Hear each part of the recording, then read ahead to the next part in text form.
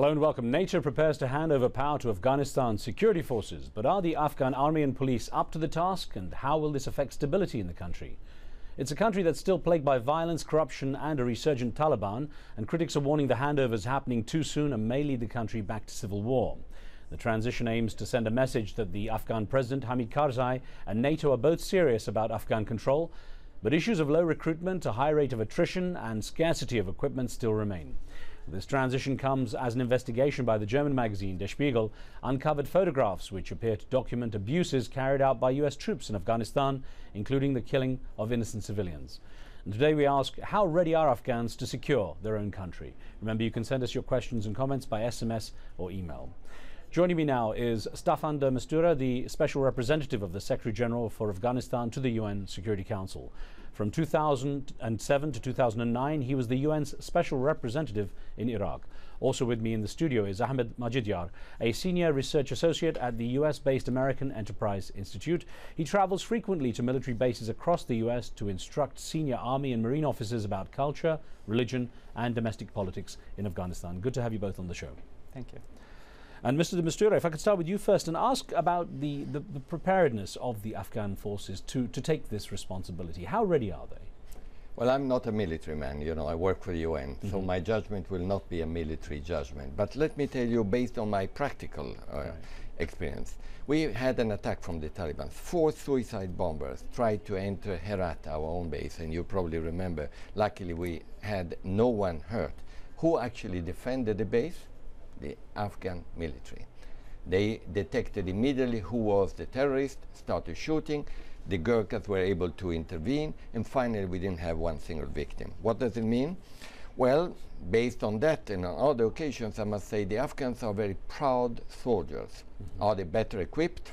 Should they be better equipped? That's another issue. But I would not underestimate their strengths.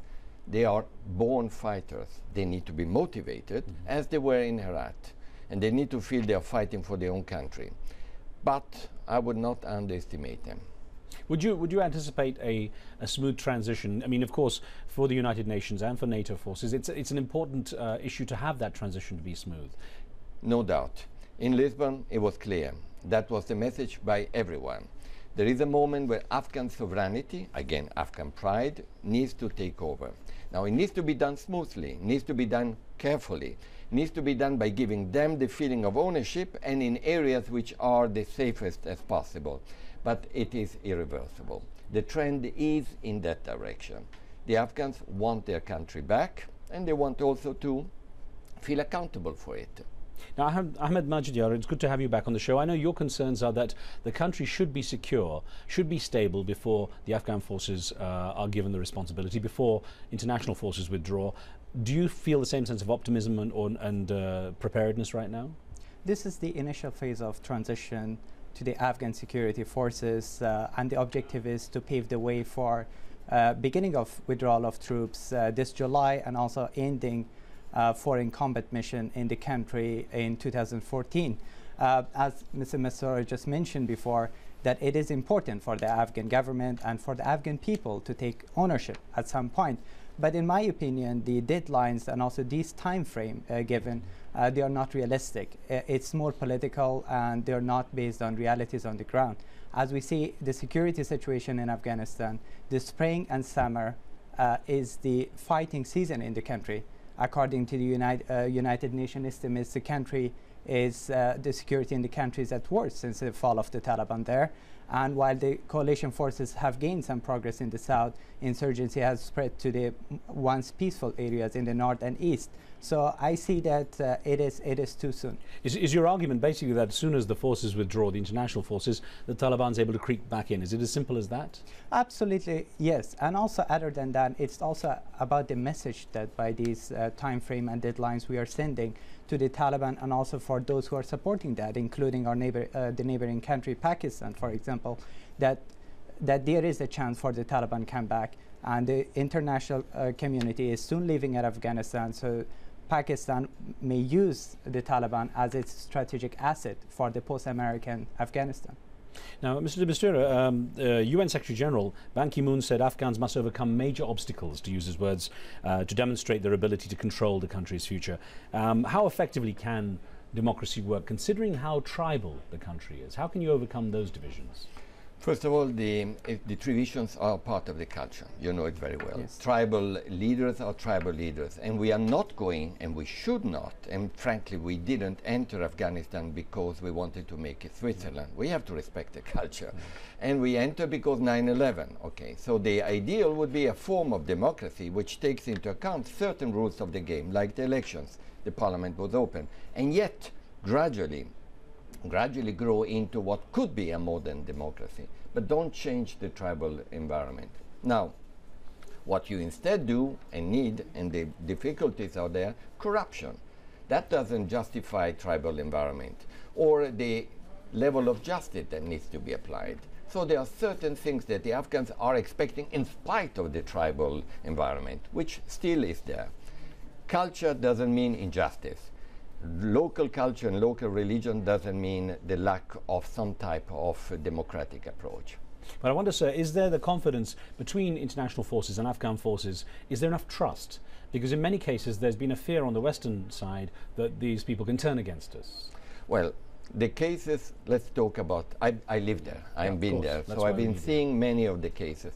There's never been a whole company or battalion getting against the ISAF forces. There's been sleeping cells, kept there, probably planted by the Taliban or by Al-Qaeda, and suddenly waking up, one of them, never more than one, and actually doing a random shooting and then running away or being killed.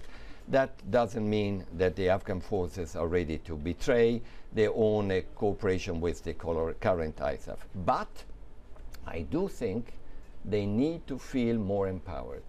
I saw it in their eyes when they were starting leading their own operation. Even in Kabul, the pride, Afghan pride, was taking over. You don't need a tank for that. You need courage and some training. After all, the Taliban don't have tanks. Right. So they don't want to be second-guessed effectively by the Western Correct. forces. Yeah. And they need to be part of the mission, and they are growingly becoming more part of the mission. Ahmed Majidiyar, to what would be the indicators to you that the time is right for Western forces to withdraw? Then you say until the signs are there, effectively. What would that be? The most important factor is the Afghan National Security Forces, both the Afghan National Army and also the Afghan National Police. After the announcement of the July deadline, and also recently that President Karzai is now announcing which provinces the transition should take place first, we noticed that Minister Wardak, who's the Defense Ministry, and also the Interior Minister, who is overseeing the Afghan National Police as well, they both expressed the worry that the Afghan security forces are not ready for that. Of course, there has been progress on the part of training and also increasing the number of the Afghan National Army and National Police, but it has been more about the quantity rather than the quality. So it needs more training, and also, as Mr. Mistura mentioned, most of the Afghan security officers are complaining about lack of equipment, that they don't have any especially heavy equipment to lead the fight against the Taliban. And of course, you see the contrast in how well equipped Western troops are. And there is, of course, the argument, and we've touched on this before, that it's perhaps the forces, the international forces being there, the foreign troops, that create the impetus for resistance, that create a sense of occupation that might drive the resistance there. The Afghans don't see the presence of international forces as occupation. It's just a very tiny minority, and that is the Taliban.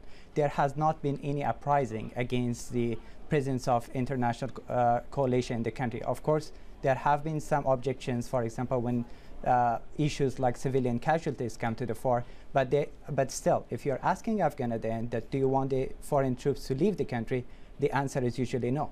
And that the reason is that they don't want the return of the Taliban. Is that still the case, considering these photos that Der Spiegel showed, these terrible photos of innocent civilians being killed and then US soldiers posing with them? The timing of the release of these photos is very much unfortunate, because there has been a great deal of tension recently between Kabul and also between Kabul and Washington about the civilian casualties that happened in eastern province of Kunar. So this will definitely further strain relations between Kabul and Washington, and also raise anti-American sentiments in Kabul. But at the end, of course, the good thing about this was that this happened in Nowruz, a time that people are very much ready. So we didn't see today any major protest rallies against that, but that might change and because the Taliban and also anti-government elements are trying to exploit the situation to raise anti-foreign troops sentiments amongst the people. Well, Staffan de Mistura, I wonder how much of a setback it is. Of course, you're trying to win the confidence, the hearts and minds, and here you have something, it's not even just a question of unfortunate timing, it's just really a horrible thing to have happened. It is, and I think the American the Defense Department has clearly acknowledged that, and they're doing an inquiry. In fact, I think they're even punishing, from what I understand, those two military. Point number one, let's not mix up 2 or 3 military who made a major mistake and should be punished, and the average American forces, who are, to my knowledge, are very careful, at least in respecting the local culture. Having said that, civilian casualties is an issue, and let me elaborate on that. We just produced a report, 2,777 civilian victims. Too many. One too many is one too many. And the Taliban are actually being responsible for more than 75% of them. But, let's be honest, and I know that the American military are aware of that and very careful noticing this. The official reason for being there is to protect civilians. So when you are supposed to protect civilians, one civilian killed is too many. And in that sense, President Karzai, when he raises his voice on behalf of the Afghans, says, well, the Taliban are expected, unfortunately, to be brutal. By definition, that's what they're doing. They are even doing it in a bank, as you know, yes. Jalalabad. But those who came to save us are expected to be particularly careful. In that sense, it's a very painful thing.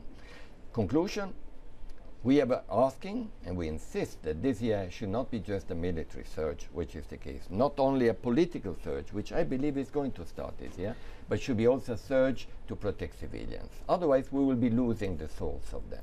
Now, of course, then there's the other issue, the complicating factor of President Karzai's standing, in terms of the confidence people have in him to be able to rule the country, as opposed to just this kind of walled-off zone in Kabul.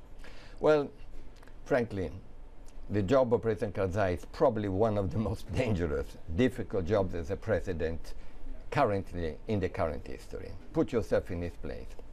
You have to be able to survive politically, physically. You have to be able to make sure that all the tribal and ethnical components, and at the same time you have to be, as he is, a patriot, but at the same time also being asking and getting support from the international community. Not easy to juggle. So I can understand that some people are criticizing him, but they need to put themselves in his place. Now, Ahmed Najjar, of course, the issue is that he's been the good guy than the bad guy as far as the West is concerned, and that also sends a mixed message. How does that resonate with the Afghan people? The Afghan people President Karzai still has a social base in Afghanistan, and in the 2009 election, even it was rigged by a lot of fraud.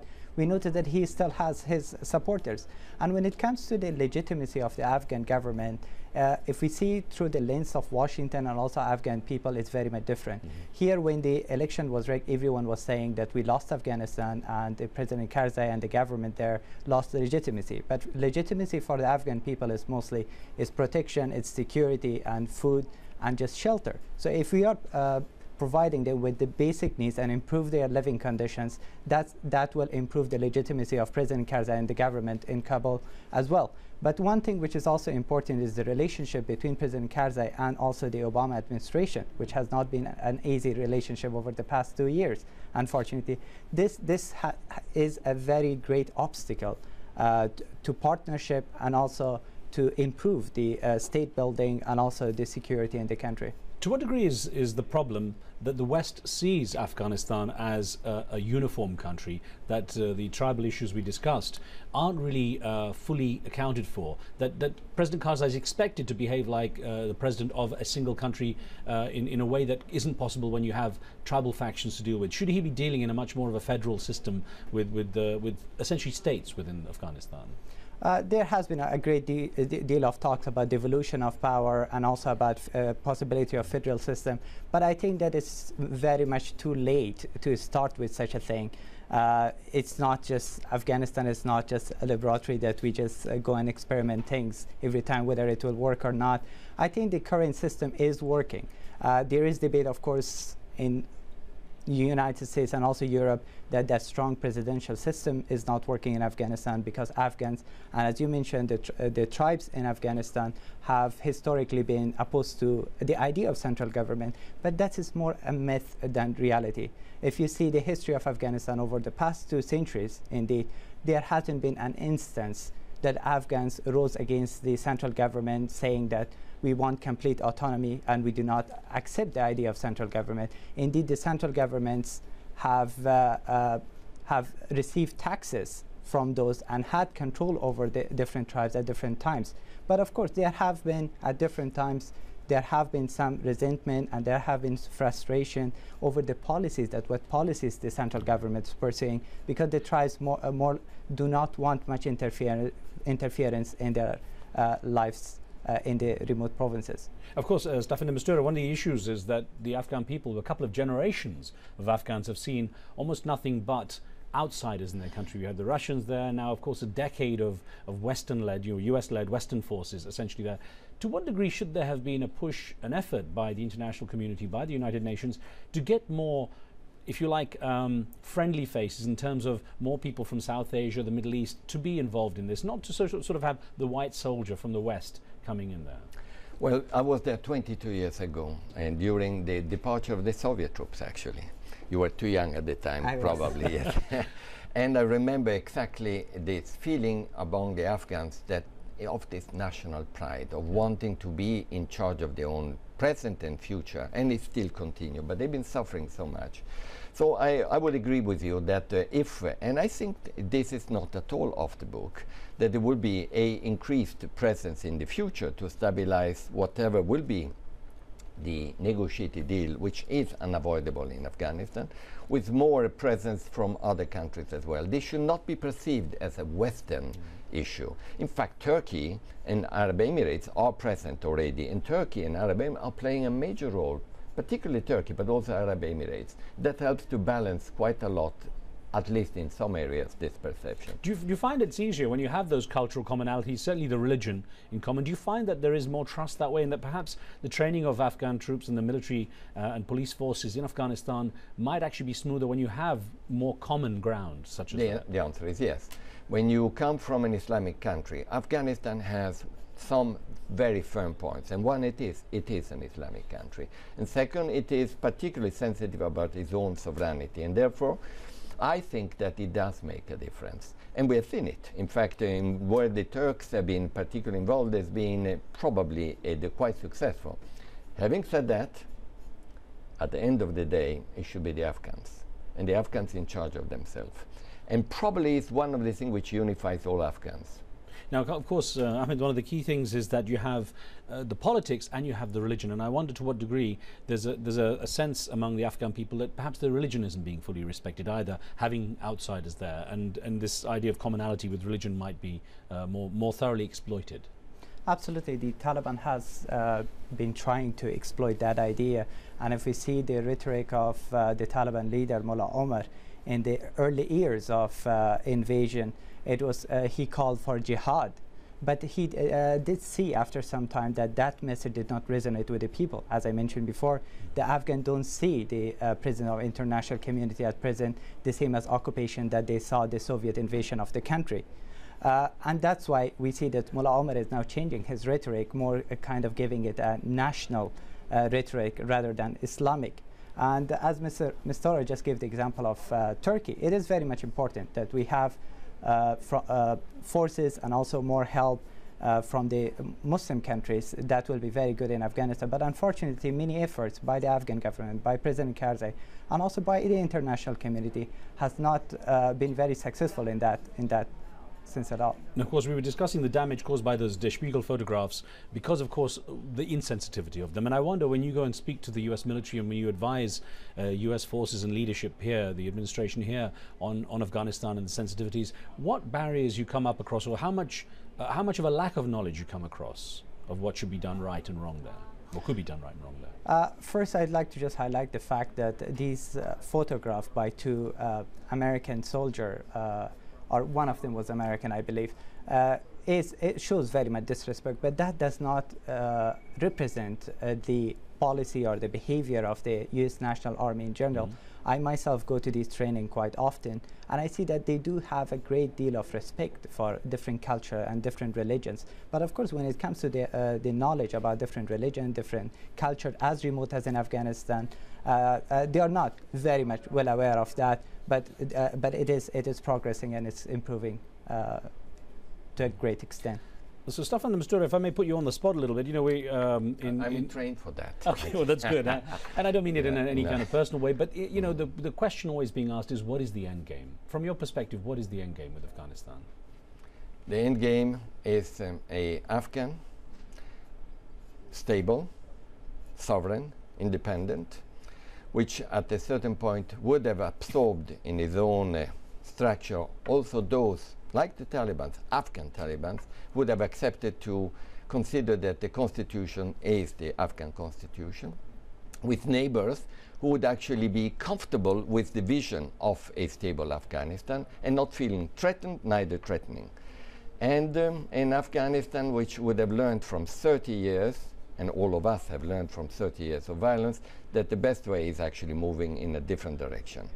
Afghanistan used to be a dream country, you know. And I think we should be trying to reach that end game. And I think we are not that far. Not that far. Everybody's tired. Not only the international community, but also the Taliban and certainly the Afghans. And this is a key question, Ahmed Majdi. 10 years on, is Afghanistan any better off in any way? I mean, the US went in about nearly 10 years ago, and is the country any better off? We were just discussing that. I was remember? just discussing, Mr. Massoura just asked me the same question before arriving here, and my answer was that when we are talking about or measuring progress in Afghanistan, we have to look back 19 years ago after the fall of the Taliban and see that where we started. We started absolutely from the scratch. The Afghan government was non-existent. There was no structure. There was no infrastructure. There were no political institution in the country. The economy has totally collapsed under the Taliban. So if we are measuring from that time, Afghanistan has scored great achievements on all respects, political, economic. 5 million mobile phones, 179 TV stations like yours, not competing with Al Jazeera, but, and how many are going to school? 4.8 million. They used to be hardly 700,000. Of this, more than 40% women. There are some improvements. Of course, we are far from perfection, and the best perfection is peace, actually. But it's a big difference from then. What sticks in my mind, though, is the words of an Afghan taxi driver, and this is a few years ago, who picked me up from the airport here in Washington, D.C., and driving back, we were talking, he said, the billions that have been spent, and this was back then, I mean, the price has just continued, obviously, the bill has continued. He said the forces, the US forces and the US-led forces could have thrown literally millions of dollars out of helicopters, made everyone a millionaire plus at that time. And when you look at the cost, couldn't the money have been put to better use? I mean, the lives have been lost, the military action has been questioned so much. Couldn't the money have been put to better use?